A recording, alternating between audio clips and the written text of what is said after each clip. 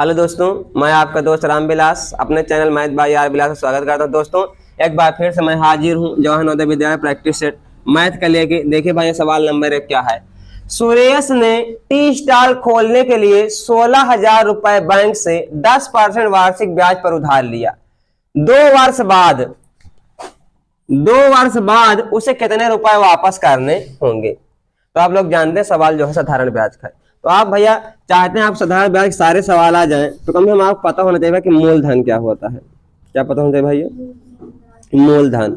आप पता होना चाहिए भैया कि ब्याज क्या होती है। क्या भैया? ब्याज।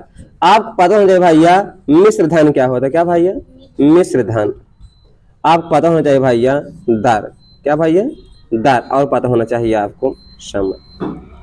कम से कम 5 चीज के बारे में आपको जरूर जानकारी होना चाहिए, तभी आप इन सवालों को लगा पाएंगे। पहले आप जानते हैं मूलधन किसे कहते हैं। ध्यान सुनिए भैया, उधार ली गई राशि या उधार दी गई राशि या स्वयं की राशि को मूलधन कहते हैं। क्या भैया? उधार ली गई राशि या उधार दी गई राशि या स्वयं की राशि को मूलधन कहते हैं। ध्यान सुनिए भैया, सुरेश ने टी स्टॉल खोलने के लिए 16,000 रुपए बैंक से 10% वार्षिक ब्याज पर उधार लिया। मतलब कितना उधार लिया? 16,000 रुपए। अभी आप लोग पढ़े भैया, उधार ली गई राशि क्या है? मूलधन। यानी आपको जो 16,000 दिया हो क्या है? मूलधन। आप लोग जानते हैं मूलधन होता है प्रिंसिपल, यानी पी से दर्शाएंगे तो पी बराबर हमें मिला है भैया 16,000 रुपए।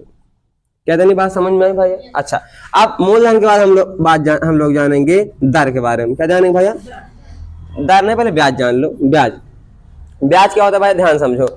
मूलधन से अतिरिक्त धन। क्या भैया? मूलधन से अतिरिक्त धन को ब्याज कहते हैं। फिर सुनो भैया, मूलधन से अतिरिक्त, अतिरिक्त मतलब एक्स्ट्रा, यानी कि ज्यादा, यानी मूलधन से आप जितना ज्यादा धन पाओगे उसे क्या कहेंगे भैया? ब्याज। इसको एसआई से दर्शाते। किससे भैया? एसआई से। ठीक। अच्छा, मिश्र धन क्या होता है भैया? मूलधन और ब्याज दोनों को जोड़ दो, क्या हो जाएगा? मिश्र धन। क्या भैया? मूलधन प्लस ब्याज को क्या कहते हैं? मिश्र धन। ध्यान समझने का प्रयास करो, सवाल यही कह रहा है ना। 10% वार्षिक ब्याज पर उधार लिया, 2 वर्ष बाद उसे कितना रुपए वापस करेंगे। मतलब जब आप वापस करेंगे भैया तो सीधी बात आप उसकी ब्याज प्लस उसका मूलधन वापस करेंगे ना। यानी ब्याज मूलधन मिला के क्या पूछ रहा है आपसे? मिश्र धन। यानी सवाल में पूछा जा रहा है मिश्र धन, तो लिख लो भैया, यानी कि पूछ रहा है आपसे ए बराबर क्या। इतनी बात समझ में आई भैया? फिर अब जानना है आपको दर। अब ध्यान सुनो भैया, 100 रुपए में या प्रति सैकड़ा एक निश्चित राशि दर कहलाती। क्या भैया? 100 रुपए में या प्रति सैकड़ा एक निश्चित राशि दर का। इसमें बताया गया ना भैया 10% वार्षिक ब्याज। मतलब भैया हर 100 रुपए में कितना लेगा वो? 10 रुपये। समझ गए भैया? ये क्या है? दर। तो आर बराबर 10%। और आप एक बात और जान लो भैया, जिसमें परसेंटेज लगा रहेगा या प्रति सैकड़ा लिखा रहेगा वो क्या रहेगा भैया? दर। क्या? जिसमें प्रतिशत लगा रहेगा या प्रति सैकड़ा लिखा रहेगा तो क्या रहेगा? दर। और समझ सब लोग जानते हो भैया, जिस दिन पैसा लिया गया है जब दिया गया है उनके बीच की अवधि क्या होती है? समय। इसमें भाई दर दिया 10% लिख लो, आर बराबर 10%। वार्षिक है तो वार्षिक लिख लो, यानी ईयरली। फिर क्या है भैया? समय। 2 वर्ष बाद, यानी टाइम कितना है? 2 वर्ष। अब ध्यान देखो भैया, हम लोग पी पता है, आर पता है, टी पता है, पता क्या करना है? ए। तो डायरेक्ट ए बराबर कोई फार्मूला हमको नहीं पता जो इसमें से निकला है, लेकिन एसआई की मदद से निकाल सकते हैं। और सब लोग आप जानते हो भैया, एसआई बराबर फार्मूला होता है पीआरटी बाई 100। एसआई बराबर भैया पीआरटी बाई 100। पी का मतलब जान गए मूलधन कितना है भाई? 16,000। तो 16,000 गुणे आर। आर का मान कितना है भैया? 10% गुणे टी 2 और बटे कितना भैया? 100। 2 जीरो से 2 जीरो कट गया भैया, 16 नहीं हम 32 और डबल जीरो है तो डबल। यानी आपको साधारण ब्याज कितना आ गया भैया? 3200। तो आप साधारण ब्याज तो पूछा नहीं गया, क्या पूछा गया था? मिश्र धन। अब आप लोग जानते हैं मिश्र धन बराबर क्या होता है? मूलधन प्लस ब्याज। तो मूलधन कितना है भैया? 16,000। मूलधन कितना है भैया? 16,000 और प्लस आपकी ब्याज कितना है? 3200। 16,000 3200 कितना भैया? 19,200। तो आपका आंसर हो जाएगा भैया 19,200, यानी ऑप्शन नंबर बी। देखिए भाई सवाल नंबर दूसरा, 6 अंकों की छोटी से छोटी संख्या तथा 4 अंकों की बड़ी से बड़ी संख्या में अंतर ज्ञात कीजिए ना भैया। तो आप सब लोग जानते हैं बड़ी बड़ी संख्या निकालना बहुत आसान है यार। बड़ी से बड़ी संख्या का मतलब होता है जितने अंक बोले उतना 9 ना। जैसे 1 अंक की बड़ी से बड़ी संख्या 1 9, 2 अंक की बड़ी से बड़ी संख्या 2 9, 3 अंक की बड़ी बड़ी संख्या 3 मतलब आप समझ हैं भैया, जितने अंक की बड़ी बड़ी संख्या उतने 9। और छोटी छोटी बड़ा आसान है भैया। छोटी छोटी बताने के लिए सबसे पहले क्या लिखना है, 1। और जितने अंक का बोला है भाई उससे 1 कम 0। जैसे अभी बोले भाई 3 अंक की छोटी छोटी संख्या, यानी 1 लिखो तो फिर 3 से 1 कम यानी कि 2 0। बात समझ में भैया। यदि 4 अंक के बोले तो भैया 1 लिखो 4 से 1 कम यानी कि 3 0। बात समझ में आ रही ना।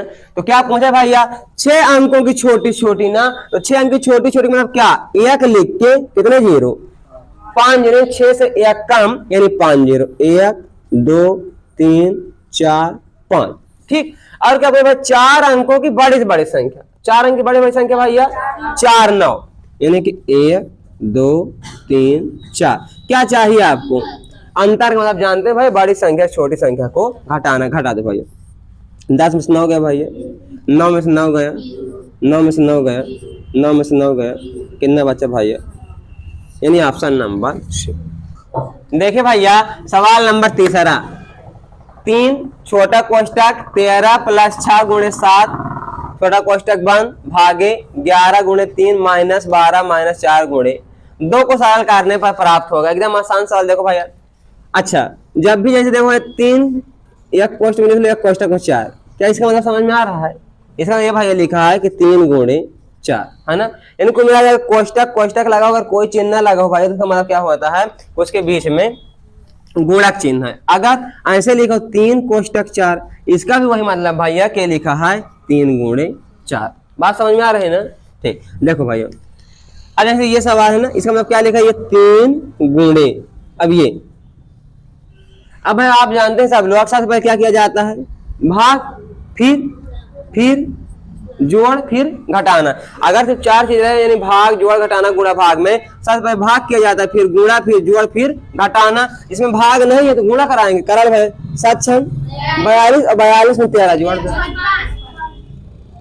यानी ये बन गया भैया 3 × 55 भागे 11 × 3 11 माइनस 12 4 दिन नहीं है 8 और 12 में भाई 8 गया 4, यानी बन गया भाई 3 × 55 भागे मतलब बटे 33 माइनस 4, 11 5 11 3 3 से 3 कैंसिल भाई, बन गया 5 - 4 और 5 में 4 गया 1, यानी ऑप्शन नंबर B सही रहेगा। समझ में आया भैया। अच्छा अगला सवाल देखो भैया, अगला सवाल भैया आपका, प्रथम 4 अभाज्य संख्याओं का योगफल। क्या भैया, प्रथम 4 अभाज्य संख्या। तो आप लोग अभाज्य संख्या जानते हैं, अभाज्य संख्या किसे कहते हैं, ऐसी संख्या जो एक और स्वयं के अलावा, क्या भैया, ऐसी संख्या जो एक और स्वयं के अलावा किसी दूसरी संख्या से ना काटे उसे अभाज्य संख्या कहते हैं। तो प्रथम 4 यानी पहली 4 अभाज्य संख्या, तो पहली अभाज्य संख्या भैया 2, दूसरी भैया 3, तीसरी और चौथी 7। इनका क्या चाहिए, तो जोड़ो भैया 2 3 5 5 5 10 7, यानी ऑप्शन नंबर D। कितना है भैया 17। समझ में आया। अच्छा अभाज्य संख्या से संबंधित आपको सवाल याद होने चाहिए भैया, 1 से लेकर 100 तक में कितनी अभाज्य संख्याएं होती हैं, 25। 1 से लेकर 100 तक में 25 अभाज्य संख्या। 1 से 50 तक में भैया गुड, 1 से 50 तक में 15 और 50 से 100 तक में। अच्छा ये बताओ 1 से लेकर 100 तक में कितनी जुड़वा अभाज्य संख्या होती हैं, 8। याद रखना भैया 1 से लेकर 100 तक में 8 जुड़वा अभाज्य संख्या होती है। अब सवाल देखो 5वां, 12 सही 1/16 का दशमलव समतुल्य है। मतलब आसान बात समझ भैया कि 12 सही 1/16 को यदि दशमलव में बदला जाए तो कितना आएगा ना। देखो जितना सही उसमें कोई दिक्कत है, उसके बाद दशमलव बाद जो आएगा, यानी भैया 12 रहने दो, यानी 1/16 हल कर लो बस, यानी 16 से 1 में भाग दे दो। ठीक, अच्छा दशमलव लगाइए, 0 बढ़ाइए, अभी संख्या कम है ना तो फिर यहाँ 0 लगा लो, अब 0 फिर इधर भी बढ़ा लो। अब 16 पहाड़ लो भैया कि 100 से ज्यादा ना जाए, 16 छक्का 96, 6 बार में कितना आ गया भैया 96, घटा भाई 10 में 6 गया 4, 9 में 9 गया, दशमलव लगा है तो 0 बढ़ा भाई, 16 पहाड़ा बढ़ा 40 ज्यादा ना जाए, 16 2 नहीं हम 32, 10 में 2 गया भैया 8, 3 में 3 गया, दशमलव लगा भाई 0 बढ़ा, 16 पंचे 80, यानी भाई आपका आंसर आएगा 12.0625। देख लो कौन सा ऑप्शन है भाई 12.0625। 062 यानी ऑप्शन नंबर सी आपका सही हो जाएगा। देखिए भैया सवाल नंबर 6वां, 5045 ग्राम बराबर है, सारे आइटम में किलोग्राम ग्राम में दिया गया है, इसका मतलब ये भैया ग्राम किस में बदलना है, किलोग्राम में ना, ग्राम किसने बदलना है, किलोग्राम। और सब लोग जानते भैया कि 1 किलोग्राम बराबर होता है 1000 ग्राम। अगर आप ये पूछे कि 1 ग्राम में कितने किलोग्राम, यानी किलोग्राम को अगर 1000 से भाग दे दिया जाए भैया, जो आंसर आएगा वो किस में आ जाएगा, ग्राम में। भैया कितना है अपने पास, 5045 ग्राम है, और किलोग्राम बदलने के लिए 1000 से भाग, यानी बने 5.045, यानी आसान भाषा में कहें भैया तो 5 किलो बना। देख लो भाई 5 किलो, ये तो ऑप्शन नंबर बी सही रहेगा, या तो ऑप्शन नंबर सी। लेकिन अब क्या है, 450 ग्राम है, नहीं कितना ग्राम है, 45 ग्राम, यानी 5 किलोग्राम 450 ग्राम, यानी ऑप्शन नंबर बी आपका सही रहेगा। समझ में आया भाइयों? चलिए अगला सवाल देखो भाई, अगला सवाल अच्छा है। अगला सवाल क्या भाई, ध्यान से पढ़ो। 10 सेंटीमीटर भुजा वाले 10 सेंटीमीटर भुजा वाले 2 ठोस घनों को साथ साथ रखने पर प्राप्त घनाभ का आयतन, मतलब कहना ये चाह रहा भैया कि 10 सेंटीमीटर, ध्यान से भैया 10 सेंटीमीटर घन है आपके पास, 10 सेंटीमीटर के आपके पास घन है। मान लो कि ये है,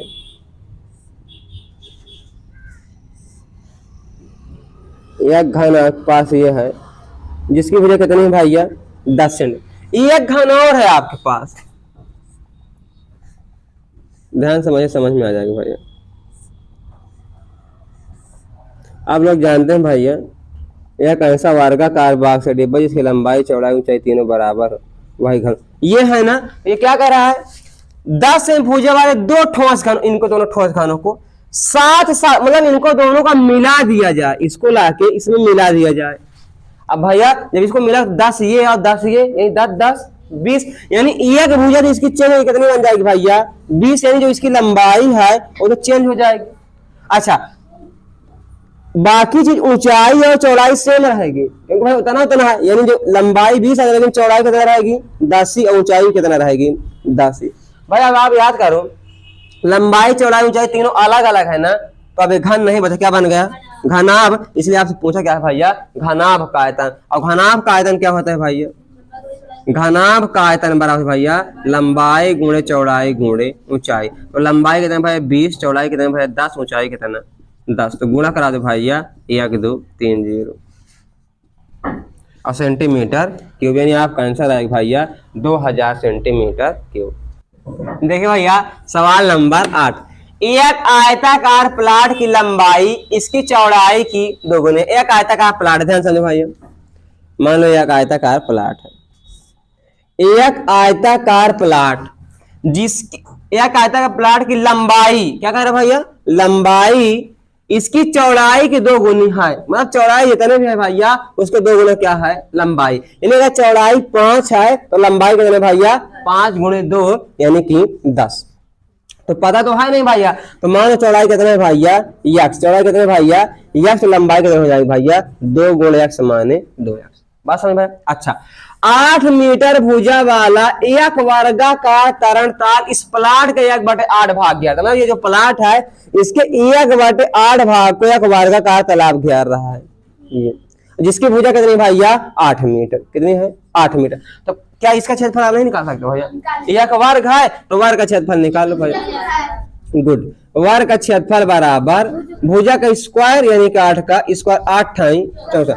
अच्छा भाई ध्यान से सवाल क्या कह रहा है, 8 मीटर भुजा वाला एक वर्गाकार तरणताल इस प्लाट का 1/8 भाग घेरता है, यानी उसके पूरे क्षेत्रफल का 1/8 क्षेत्रफल के बराबर यह है कि नहीं, यानी 1/8 बराबर हो जाएगा 64 के, तो 1 बराबर भैया 512। जो 1 है इसका मतलब यह भैया कि पूरे आयताकार प्लाट का क्षेत्रफल है ना।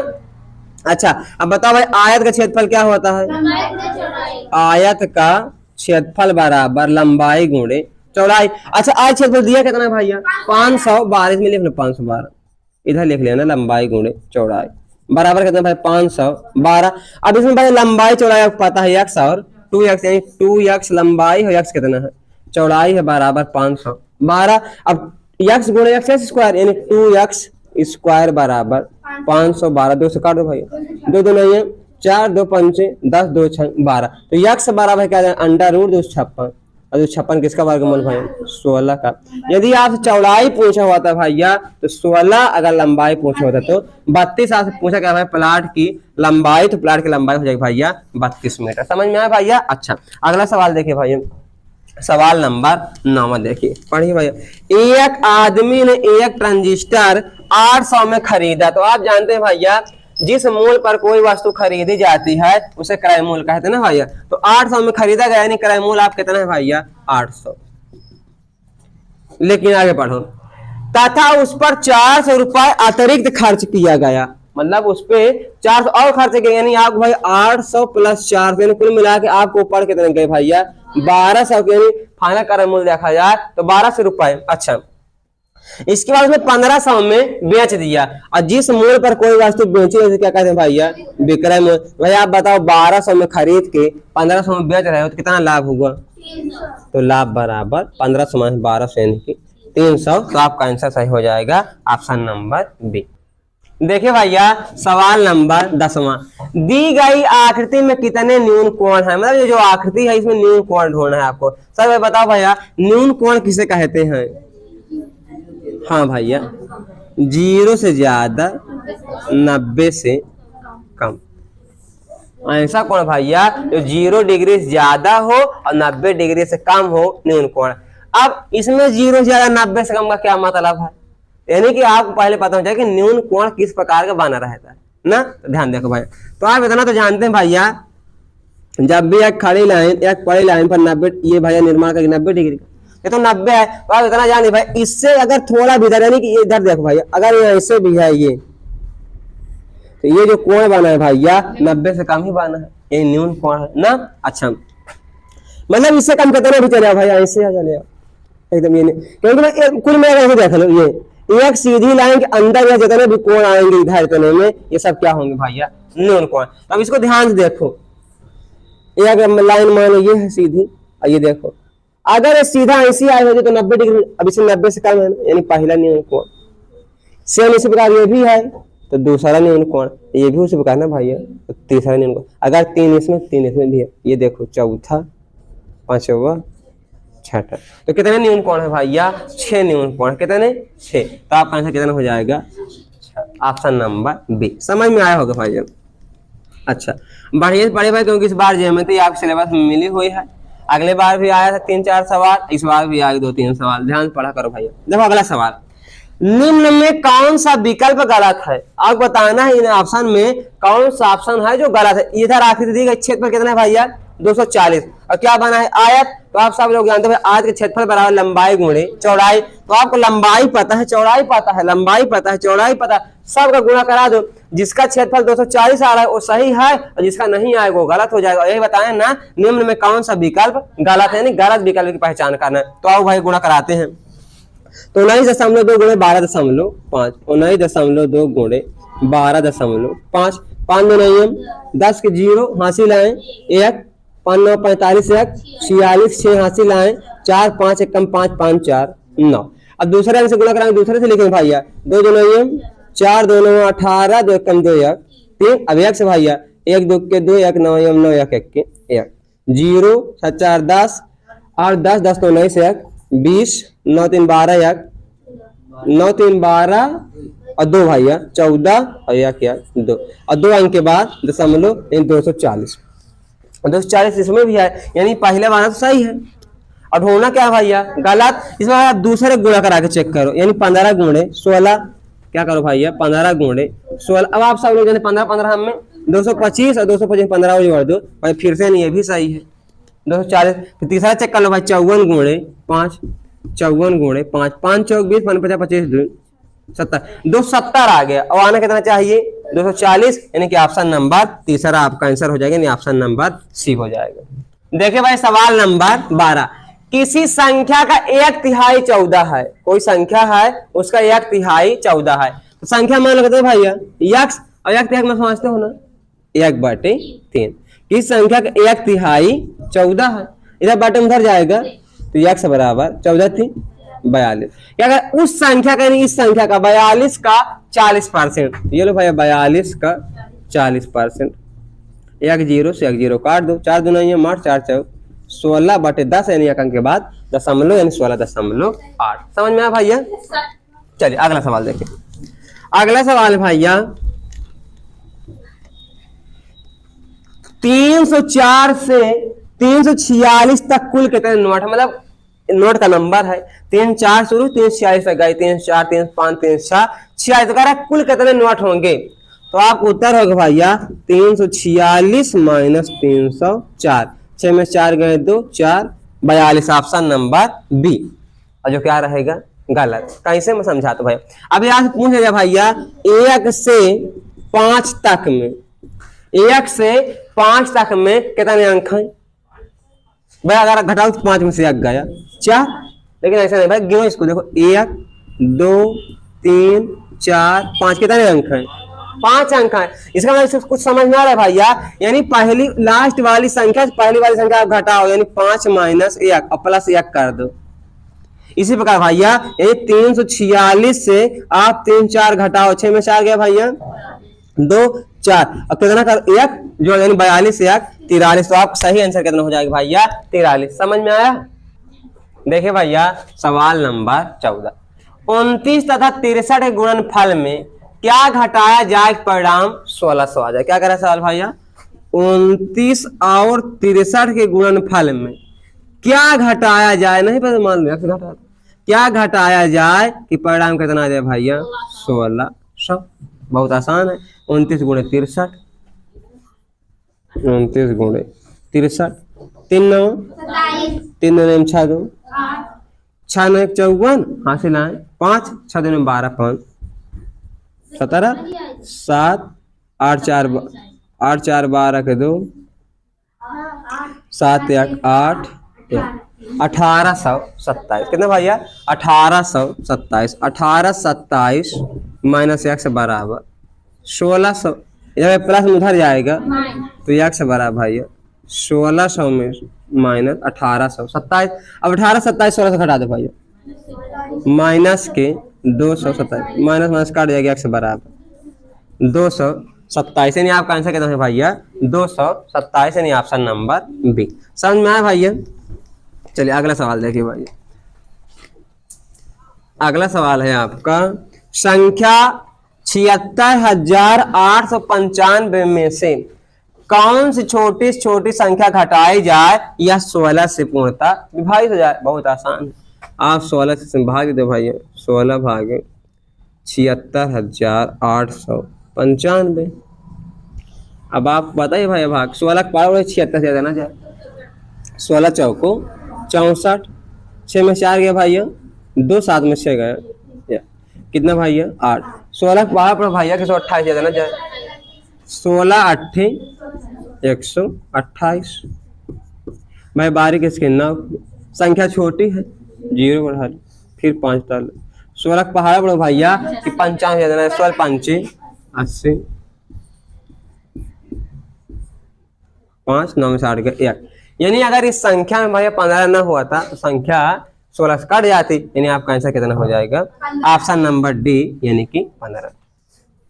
देखिए भैया 5 सही 4/8 का दशमलव समतुल, ध्यान देखो भाई बहुत आसान सवाल है। 5 4/8 हम कितना भैया 4 1 4 4 दूने 1/2 2 भागे 1 दशमलव लगाओ 0 बढ़ाओ 2 5 10 5.5 5.5 यानी कि ऑप्शन नंबर 1।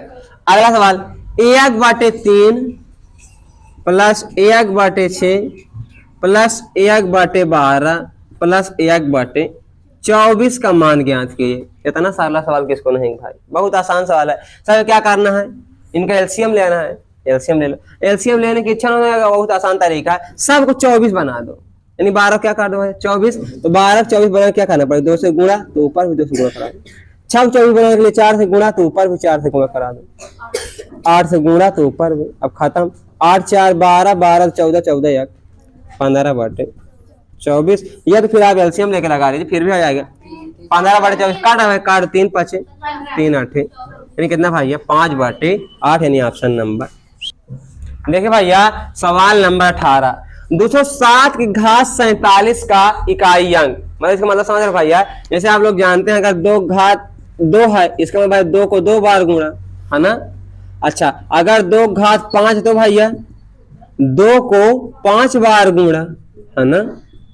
इसी का भैया 207 घात 47 है, इसका मतलब 207 को 247 बार गुणे, 207 गुणे 207 गुणे 207 गुणे 207 कितनी बार, कहता जब गुणा कराओ भैया तो उसका इकाई अंक क्या आएगा। तो ये तो तरीका है ना कि भाई 207 को आप 47 बार गुणा करा के इसका आंसर ला लो ना, ये गलत हो जाएगा। देखिए कैसे इकाई अंक निकाला जाता है मैं समझा रहा हूँ भाई, एक बात ध्यान देखो भैया, आप लोग बताओ 2 घात 1 मतलब कितना 2, अच्छा 2 घात 2 मतलब क्या भैया 4 यानी 2 गुणे 2 यानी कि 4 ना।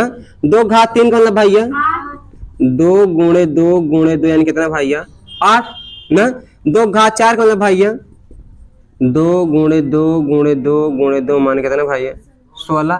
इसके बाद 2 घात 5 का मतलब भैया 2 को 5 बार गुणा यानी कितना आ जाएगा 32। इसके बाद 2 घात 6 मतलब 2 को 6 बार गुणा कितना भैया 64।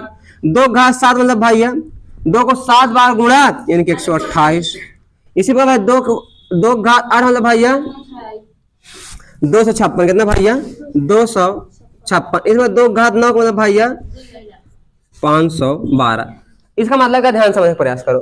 अगर ध्यान देखो भैया पहले 2 आया था, फिर 4, फिर 8, फिर 16, लेकिन फिर ध्यान देखो फिर से 2 आ गया, फिर ध्यान देखो फिर 4, फिर से मतलब बार अगर ध्यान देखो ना भैया हर चौथी बार अपने आप को ये अंक क्या कर रहे हैं रिपीट कर रहे हैं। यानी किसी भी संख्या की इकाई अंक जो होता है अपने चौथी बार अपने अंक को क्या करता है रिपीट करता है, यानी हर चौथी बार क्या करेगा वही अंक। जैसे देखो पहले 2 आया है ना तो 1 2 3 चौथी बार फिर क्या आ गया 2। जैसे यहाँ 4 आया है ना तो 1 2 3 चौथी बार फिर क्या आ गया 4। जैसे 8 आया ना 1 2 3 चौथी बार फिर क्या आ गया 8। मतलब हर चौथी बार अपने आप को रिपीट कर रहा है कि नहीं।